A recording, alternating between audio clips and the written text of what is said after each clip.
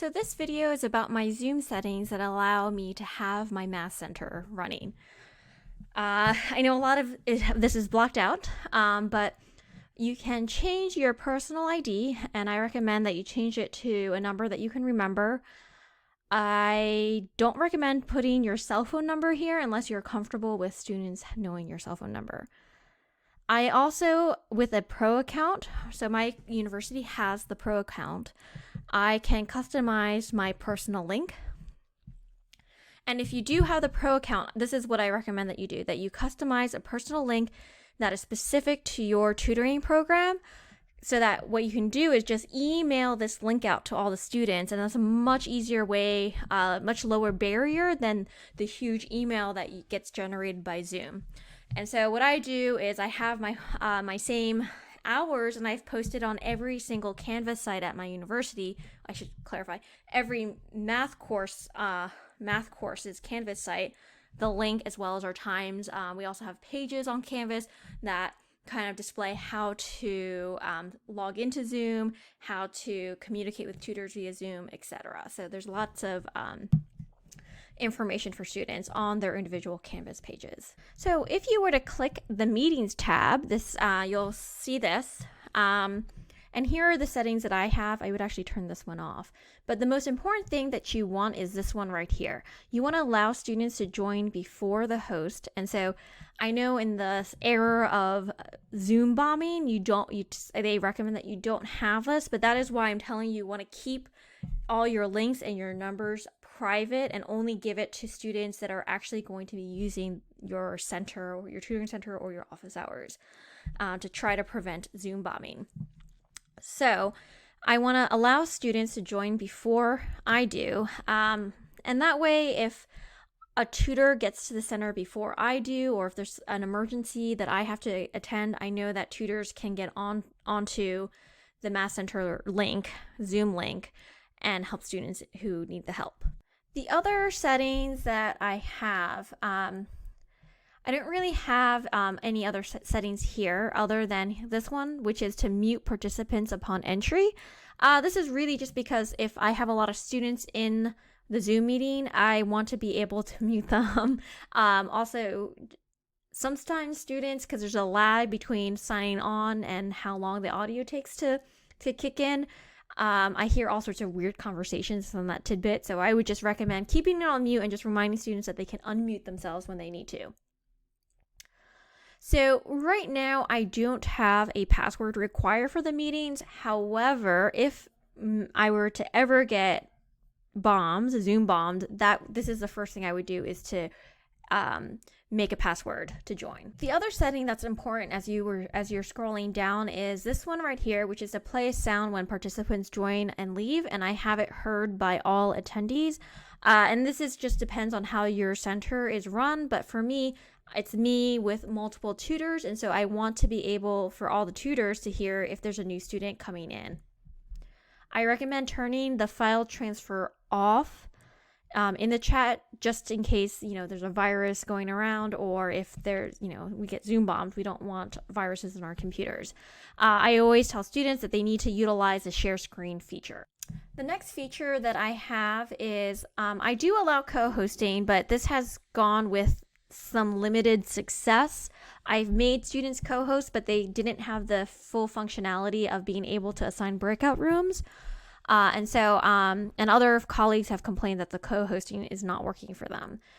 But I still have it on just in case it were to ever get fixed. So in terms of screen sharing, this piece right here, I know that again for Zoom bombing, they say make it host only, but really you can't have successful office hours or a private tutoring session without having this on. You need to be able to see the work that students have problems with, and so I just really don't know how you get around that without having this screen sharing problem on. And so again, if Zoom bombing were ever to become a problem for me, I would enable a password. I would have a password to join the meeting. All right, so the next important thing to always check is your annotation. You want to have your annotation on. You want to allow students to annotate shared screens, and this will enable you and students to have an interactive experience. You always want to just have the whiteboard capability on for obvious reasons. You want to make sure your remote control is off. And again, that's in case there's a bad character, you want to not give them full control of your computer. Typically, I would turn this off. However, earlier when I was testing things on Zoom, I made the mistake of removing a participant from my meeting.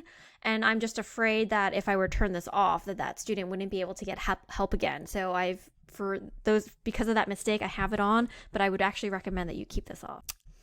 Another setting that I have is the breakout room feature. I do have that on, and this is so that if there's a lot of students in there, in the Math Center, I can break them off and by courses.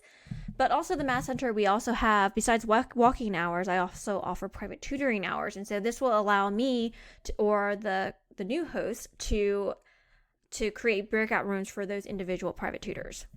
The last setting that I've seen to have cut off here is the ability to create a waiting room. And so this is something that I manually turn on and off. So if I'm having personal office hours, I will turn the waiting room on. And that's because if I'm talking about sensitive details, the last thing I want is another student to walk in on the meeting and hear everything all this private information that's being said. So if I'm having office hours, I will use the waiting room feature. But again, for Math Center hours, I'll go back on and turn that off. The last thing, if you're running a tutoring center, is that I like to keep track of who's utilizing my services. Also, keeping track of employees when they clock in and clock out, since there's not a system in which I can physically see them. So what I can do is click on reports and then click on usage. And when I do that, you get this account right here, and you can see the meeting times from a month span or whatever, but just note there's a maximum report duration of 1 month. And so if you want to keep track of the data, make sure you're always exporting your data. So you can modify this time period for what works for you. You see the various meetings here during that time and the duration and the number of participants. So if you click the number of participants, you'll be given this window with the whole list of participants, as well as their names, their joining time, their leaving time. The attentiveness score is really, did they have the Zoom meeting screen on the entire time? But then again, if they were clever and went into their settings and turned off their Zoom tracking, then the attendance score is automatically going to be 100. So I would say this probably does not matter. It's not very useful. But what is useful for me is knowing when my employees clocked in, when they clocked out, as well as who showed up, who came in for help. So these are the Zoom settings that I use for the Math Center and for office hours. The way that my tutoring center works is that we have a walk-in period in which I will be online, and students will come in and ask questions. I will utilize the breakout rooms where appropriate, and then I hand that meeting off to a head tutor.